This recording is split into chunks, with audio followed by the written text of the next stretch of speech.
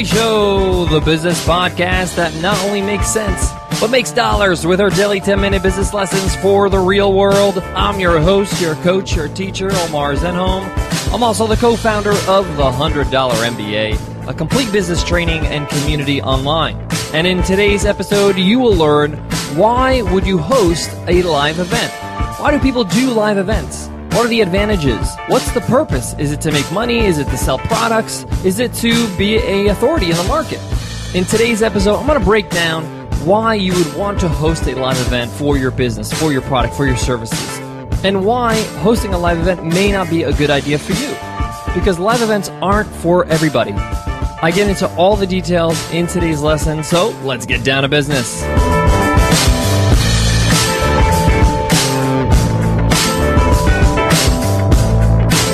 Today's episode of the $100 MBA Show is sponsored by FreshBooks, the easy-to-use invoicing solution designed for small business owners. FreshBooks makes it ridiculously easy to create and send invoices, track your time, and manage your expenses. If you're not using FreshBooks already, you should give them a try. And now you can do it for free for 30 days. Try FreshBooks for free for 30 days by going to freshbooks.com/MBA. That's freshbooks.com/MBA. Live events. They're a big deal these days, and they've been a big deal for a while now, and for good reason. In a lot of ways, they work. Now, why would somebody do a live event? There are two major reasons why you would do it. You would use a live event as a content marketing tool, just like you would use a blog as a content marketing tool, or a podcast like this one, or a webinar. The other reason why you would run a live event is that it's a product itself, that by running the event, you're going to be making money. Now, this is usually the case with high-ticket events, where you're being charged at least $1,000 for a ticket.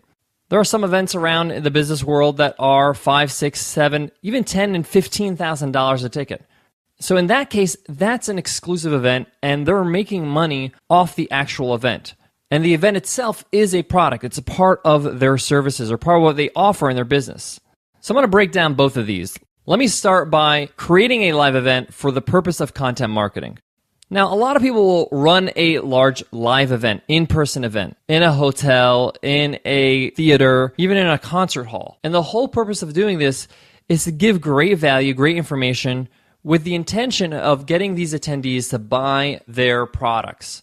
So often the ticket to this event is not so expensive. It could be a few $100s, and it could be a 1, 2, 3 day event. And sometimes it's very clear that it's content marketing because they get people on stage, they present, they teach, and often after each speech or after every few speeches, they talk about a product that they can offer. And this is what's called selling from the stage. Now, a lot of coaching services do this, like life coaches, business coaches, even fitness coaches, where they'll have a live event, and at the end of the event, or maybe towards the middle of the event, they'll make an offer to the audience and tell them, hey, if you love what's going on here, if you're pumped up, if you feel good about this, you could buy our product for this discounted price. Now, some people feel uncomfortable with that, selling from the stage. They feel like it's pushy. They feel like maybe it's a little scammy. But if it's done right, if it's done transparently, telling them, hey, this is a business, here are some other things that we offer. And if you indeed liked what you experienced in this weekend or this event, then you'll love what we have to offer here. The other thing is that a live event can be a content marketing tool without selling from the stage. You can run an event where it at least covers your costs. Maybe you make a little bit of money over to cover your expenses and your time, and you don't directly sell from the stage. You can have a coupon code or a flyer in people's bag that they get when they register. You can send them an email telling them for attending the event they get this exclusive offer. Or they'll buy from you regardless because they love the event and they want more. They'll look out for you. They'll try to find out what else you offer. And it all depends on what you feel most comfortable with. All right, let me move on to having a live event as a product. You see the whole event as an actual product. You're trying to be profitable here. You're trying to make money on this event. That means through ticket sales. That means through sponsors. So in this regard, you're really changing the model a little bit here because you're trying to be profitable. With the first model, it's okay if you spend a little money because you're trying to make money. It's sort of seen as an investment. And a lot of the first type events where it's content marketing, there's not that many sponsors because they're really trying to make money on the back end. Now, if you're thinking about creating an event as a product, I suggest you start with something small. Maybe like a small mastermind group of 10 people.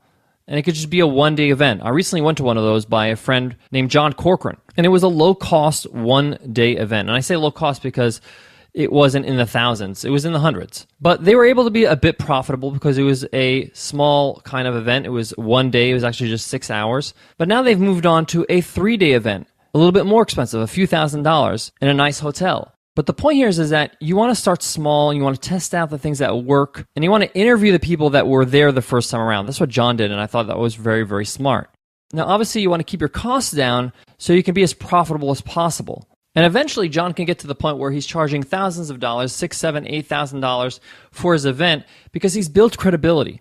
And people know that this event is well-run and it's useful and people actually enjoy it and get a lot out of it. Now, when you're going to a paid event, especially a high-ticket paid event, you're not going to want to be sold to because you already paid so much money to be there. So be sensitive to that. Because remember, the actual event is the product. Guys, I got more on today's topic, but before that, I got to give love to today's sponsor, Vistaprint. Nicole and I use Vistaprint for all our printing needs for years now. So when Vistaprint approached us to be a sponsor on the show, I was like, definitely, you guys are great.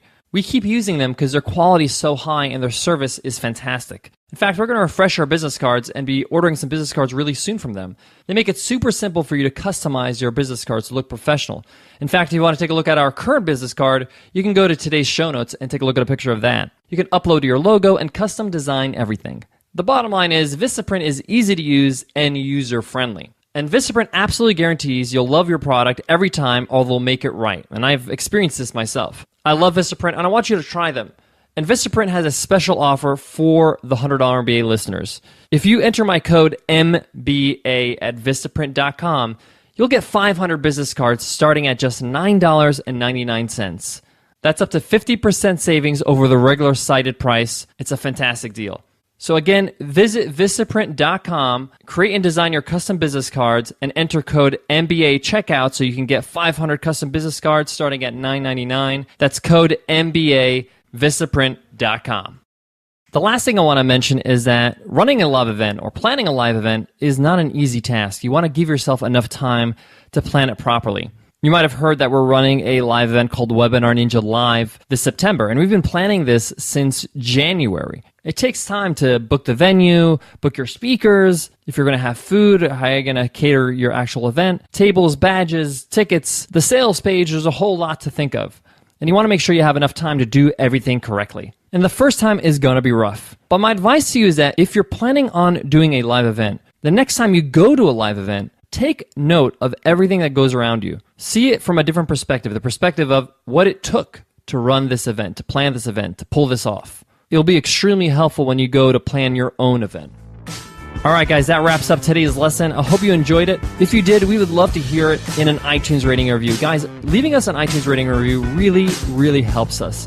It really helps other listeners find out about our show and join our community as listeners of the $100 MBA show. If you're on your iPhone, just tap on the cover art. You'll see a link that says give us a rating and review. If you're on your computer, just go to 100mba.net/show. All the instructions are right there. Thank you in advance for that because we really do appreciate your support with giving us ratings and reviews on iTunes. All right, guys, I want to leave you with this. I mentioned to you in the top of the show that a live event may not be for you. Meaning, you don't have to do a live event. You may not enjoy it. It's a lot of planning. It's a lot of stress sometimes. And you got to be a people person. You got to be somebody that's willing to work with a lot of people and negotiate and deal with speakers and be on stage yourself. So if that's something that's not appealing to you, then don't do it. You don't have to do it. You can do virtual live events on a webinar. You can continue to do things online. You can do things offline if you're in a physical store.